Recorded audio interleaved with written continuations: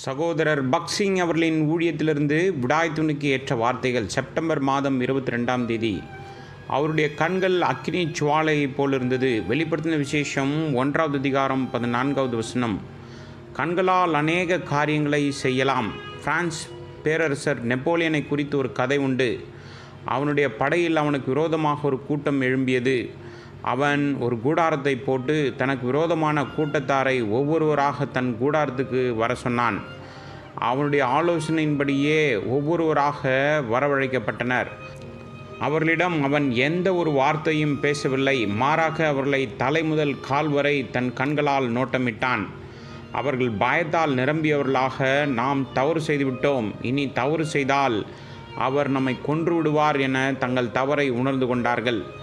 அமெரிக்காவில் ஒரு செல்வந்தர் இருந்தார். அவருக்கு ஒரு கண் உண்மையானது, மற்றொரு கண் கண்ணாடி கண். எது உண்மையானது எது பொய்யானது என்பதை கண்டுபிடிக்க முடியாத அளவுக்கு அது அவ்வளவு பொருத்தமாக இருந்தது.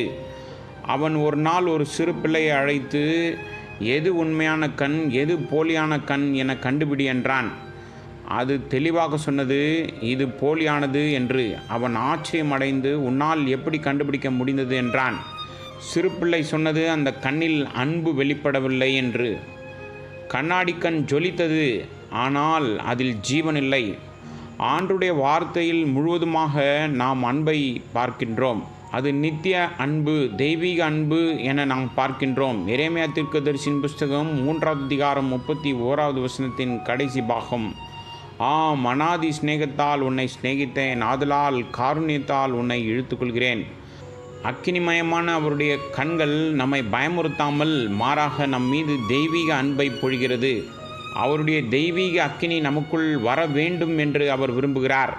தேவன் நாம் பரிசுத்தவான்களாக இருக்க விரும்புகிறார். ஆனால் நாம் எப்படி பரிசுத்தமாக முடியும்? அவருடைய கண்களை பார்ப்பதன் மூலமாக, அவரை முகமுகமாய் சந்திப்பதன் மூலமாக மட்டுமே இது சாத்தியமாகும். நம்முடைய ஆரம்பகால வாழ்க்கையில் இது சாத்தியமற்றதாய் காணப்பட்டது. ஏனென்றால் அவருடைய பார்வை நம்முடைய பாவத்தை சுட்டெரித்து எல்லாவிதமான பாவங்களிலிருந்து நம்மை சுத்திகரிக்கும்.